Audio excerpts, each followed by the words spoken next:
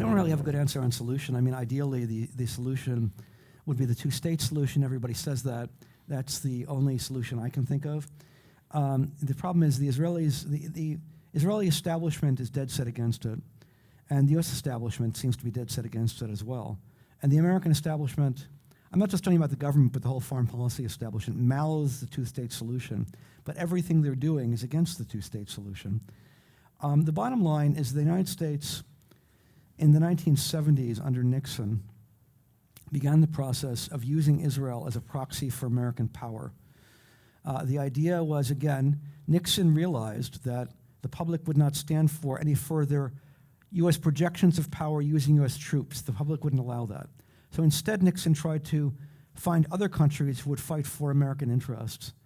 And Israel was selected in the Middle East. Others were like the Shah of Iran, for example, in the Persian Gulf. There were many others, but Israel was a key one. And that involved not only supplying weapons, but aiding Israel economically to the tune of billions of dollars a year. And that began under Nixon. And it was seen as an instrument of U.S. power. And there was the Israel lobby, which was very powerful, which was not only sort of pro-Israel Jews, but also evangelical Christians were very pro-Israel. There's what's called Christian Zionism. Christians, evangelicals who take the view that the Jewish state anticipates the second coming. First, it anticipates Armageddon and the second coming of Jesus Christ. And because of biblical prophecy, it's the duty of Christians to support Israel. And so there's no doubt the Israel lobby is very powerful, both in terms of its Jewish elements and it's also its evangelical elements. But this was in the context in which U.S. officials saw Israel as beneficial for U.S. power, all right? And that's how they were using Israel.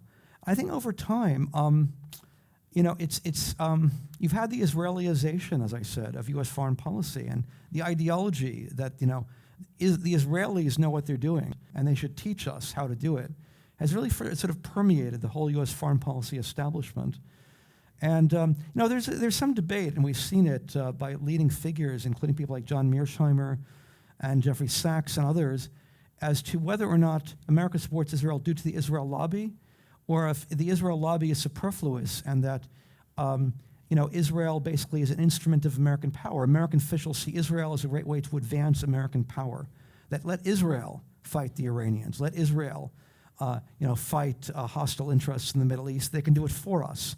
I think it's a little bit of both, and I think that basically so many figures in the U.S. foreign policy establishment identify with Israel's objectives so closely, and their ideology is so much the ideology of the U.S. foreign policy establishment that it's hard to differentiate where one stops and the other begins. And so, it's a combination, I would say, as it always has been, of influence by the Israel lobby on the one hand, but also the idea that Israel is a strike force for U.S. power.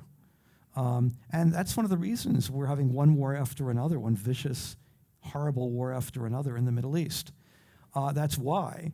Everyone pretends, of course, the war started on October 7th, 2023, but of course you had the Nakba before that. You had Israeli, sealing off of the Gaza Strip, Israeli refusal to ever give up the West Bank effectively. You had all sorts of issues that led to the attacks of October 7th.